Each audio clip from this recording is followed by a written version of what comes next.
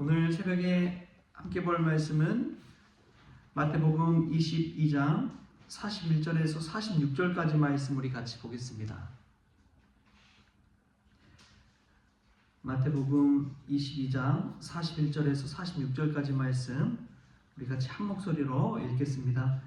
바리새인들이 모였을 때에 예수께서 그들에게 물으시되 너희는 그리스도에 대하여 어떻게 생각하느냐? 누구의 자손이냐? 대답하되 다윗의 자손이니이다.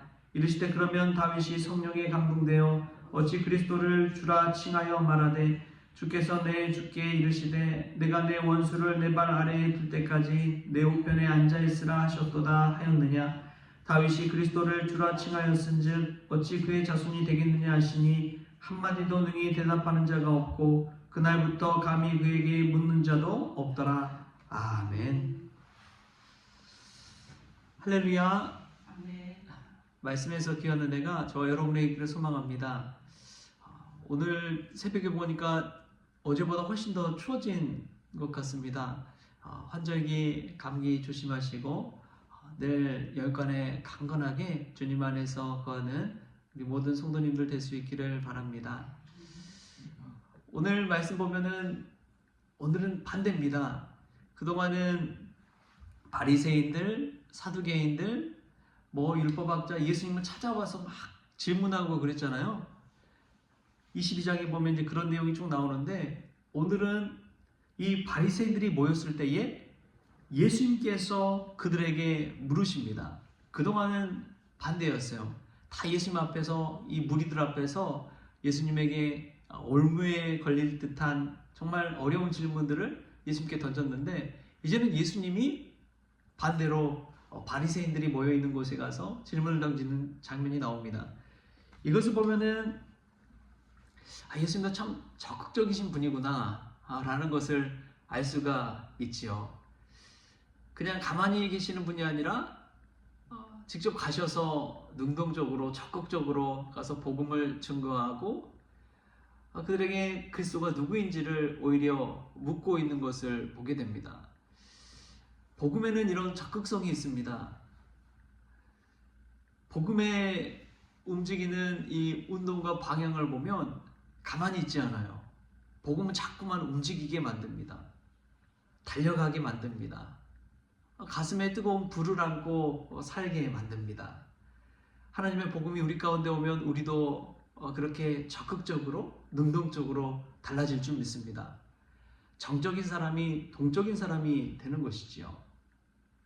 가만히 있었던 사람이 복음이 들어가기 시작하면 전혀 다른 사람이 되어버리는 것입니다. 예수님을 닮아가다 보면 그렇게 될 수밖에 없는 것이죠. 이전에도 이야기했지만 우리 전도팀 말씀 전할 때도 예수님이 예루살렘을 향해 올라가는데 예수님은 저 뒤에 있지 않고 가장 그들 앞에 서서 예루살렘을 향해 올라가십니다. 그 모습이 얼마나 위대해 보이는지요. 예수님은 이런 적극적인 마인드를 가지고 복음을 전하고 계셨습니다. 하나님 주신 사명을 이루어 간 것이지요. 우리 기독교가 계속해서 선교적으로 여러 나라를 여러 민족을 열방을 향해 나아가는 것도 이 예수님을 닮았기 때문인 줄 믿습니다. 예수님은 우리보다 앞서서 가시는 분이시지요. 그것이 얼마나 큰 은혜인지요. 우리가 나서는 것 같지만 여러분 그렇지 않습니다. 사실은 예수님께서 하시는 줄 믿습니다. 보이지 않는 예수님께서 우리 앞서 가시고 우리와 함께 계시고 우리 안에 계시는 줄 믿습니다. 만유의 주제가 되시기 때문에 그렇습니다. 이 예수님을 따라 살 때에 우리도 인생을 좀 더 적극적으로 좀 더 능동적으로 살아가는 그런 복음의 사람들 될 수 있기 바랍니다. 가만히 있다고 되는 거 아니더라고요. 적극적으로 움직이는 사람에게 또 하나님의 역사가 일어나더라고요. 전도할 때도 마찬가지고 우리가 인생을 살아갈 때도 이런 예수님 닮아서 적극적인 자세를 가지고 살아갈 수 있기를 바랍니다. 오늘 예수님 정말 중요한 질문을 하고 있습니다. 우리 42절에 나오는데 42절 말씀을 같이 한번 읽어볼까요? 시작.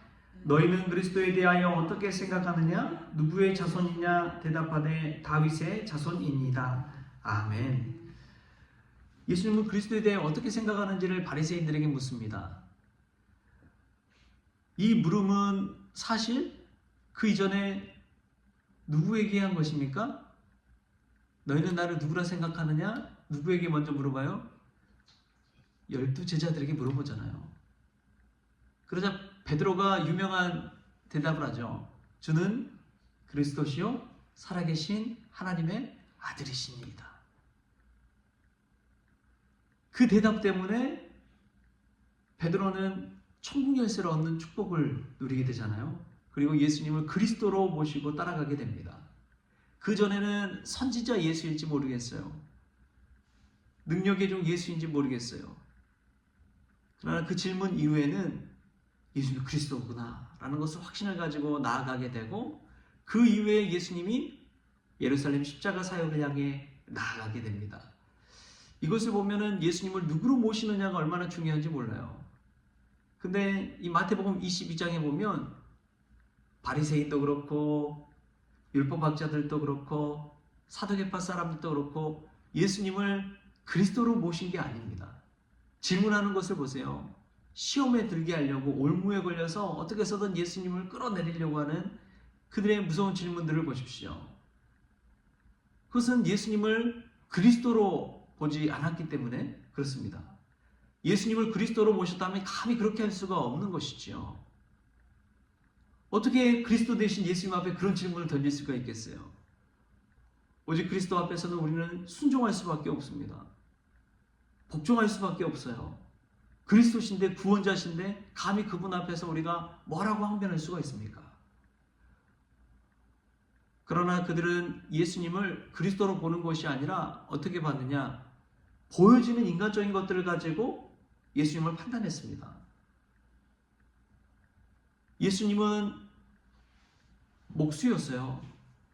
목수의 아들이었어요. 예수님을 목수의 아들로 본 것이죠. 예수님은 갈릴리 나사렛 출신이십니다. 그래서 예수님을 늘 부를 때 예수라는 이름이 너무나 많은데 그 앞에 출신지를 붙이는 거예요. 나사렛 예수라고. 나사렛 예수라고 해서 예수님의 출신지를 볼 때 갈릴리, 그 이방의 갈릴리 땅에서 나온 나사렛 출신 예수가 어떻게 이렇게 사람들의 인기를 누리고 이렇게 능력을 해가고 하나님의 사람으로서 선지자로서 불릴 수 있느냐? 그 당시에 이 바리새파, 사두개파 사람들은 예수님의 보여지는 그 모습을 가지고 대하게 된 것이지요. 여러분, 하나님의 사람은요, 보여주는 게 다가 아닙니다. 보여주는 것으로 판단할 때 이미 우리는 바리새파 사람들처럼 돼버리는 거예요. 예수님을 그리스도로 모신다는 것은 그분이 하는 말씀과 그가 보여주신 놀라운 삶의 기적들, 그런 것들을 보고 예수님은 그리스도구나 라는 것을 알 수가 있습니다. 그리고 우리를 구원하시기 위해 오신 예수님의 행적을 보면 예수님은 왕처럼 행동하지 않으셨어요. 권위는 있으셨지만 권위주의자가 되지는 않으셨습니다. 그는 자꾸만 낮은 곳으로 우리 예수님은 가셨고 우리를 위해 십자가에 달려 죽기까지 우리를 사랑하신 분입니다. 그래서 우리의 구원자가 되시는 것이죠. 그럼 그것이 참 중요합니다. 모르겠어요. 우리 주변에 또 저와 여러분에게 얼마나 영적인 권위를 가지고 우리를 또 가르치고 또 이끌어 가시는 분들이 있는지 모르는데, 근데 중요한 것은 예수님을 닮은 사람은 아무리 많이 알고 똑똑하고 능력이 있더라도 사람들에게 엄청난 영향을 끼치더라도 그분 자신의 삶은 늘 낮은 곳을 향해 섬김의 자리를 향해 나아간다는 것입니다. 예수의 자리는 바로 그와 같습니다. 그게 바로 예수님이 우리에게 보여주신 그리스도의 모습이기 때문에 그렇습니다. 아무리 능력이 있고 그 말씀에 힘이 있더라도 그분의 삶이 높은 곳을 향해 간다면 그것은 예수님을 닮아가는 모습이 아닌 것이죠. 제가 오카노 목사님 책을 진짜 많이 읽었는데 그분이 이제 그런 이야기를 하세요. 자신이 원하지도 않았는데 초대형 교회가 돼버렸잖아요. 근데 자신이 정말 행복한 시절은 이 소수의 사람들을 모여놓고 제자 훈련할 때가 가장 행복했다는 거예요. 그리고 본인 처음 개척해서 계실 때 어렵고 힘든 분들, 잘 사는 집에서 가정부로 살던 이들, 그런 이들이 이 교회 성도들로 많이 나왔었는데, 근데 이 잘 살고 막 부유한 자들이 나오니까 이제 그런 분들이 발붙일 곳이 없는 거예요.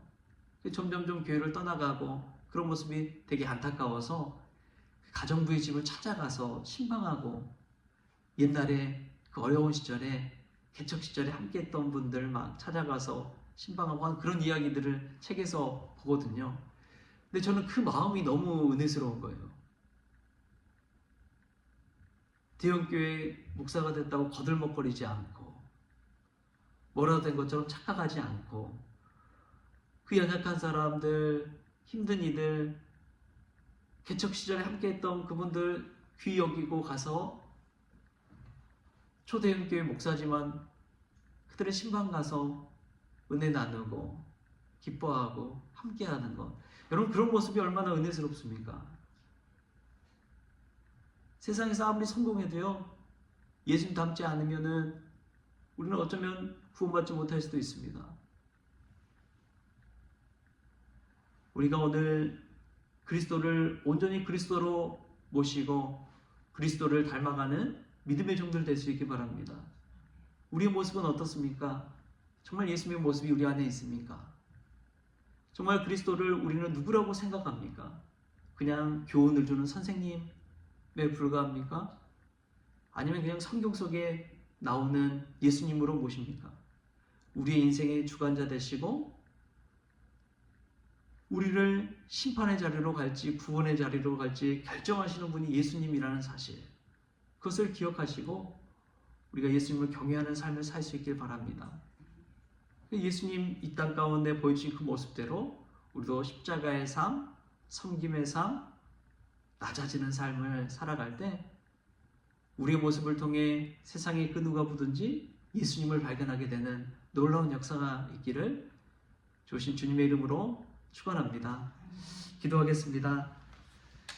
주님 감사합니다. 오늘 예수님께서 바리새인들이 모여있는 그곳에 가셔서 오히려 복음이 무엇인지, 예수님이 누구인지를 항변한 것처럼 저희들도 예수님 닮아서 더 적극적으로, 더 열심으로, 더 능동적으로 주의 복음 증거하는 자들이 되기를 원합니다. 무엇보다도 예수님이 그리스도이심을 깨닫고 그리스도를 그리스도로 온전히 모실 수 있도록 저희들 가운데 역사하여 주옵소서. 무엇보다도 예수님의 모습, 그 낮아진 모습, 십자가의 은혜, 십자가의 사명을 감당하시는 그분을 볼 때에 우리도 낮은 곳으로 섬김의 자리로 더 나아갈 수 있도록 주님 은혜 베풀어 주옵소서. 그래요 한 영혼 한 영혼을 소중히 여기는 저희들 될 수 있도록 주님 주장하여 주옵소서. 또 오늘 하루를 주심에 감사하며 예수님의 이름으로 기도하옵나이다. 아멘. 우리 주님이 가르쳐주신 기도로 오늘 새벽 기도를 마치겠습니다. 하늘에 계신 우리 아버지여, 이름이 거룩히 여김을 받으시오며 나라가 임하시오며 뜻이 하늘에서 이루어진 것 같이 땅에서 이루어지이다. 오늘 우리에게 일용할 양식을 주시옵고 우리가 우리에게 죄진 자를 사하여 준 것 같이 우리 죄를 사하여 주시옵고 우리를 시험에 들게 하지 마시옵고 다만 악에서 구하시옵소서. 나라와 권세와 영광의 아버지께 영원히 있사옵나이다. 아멘.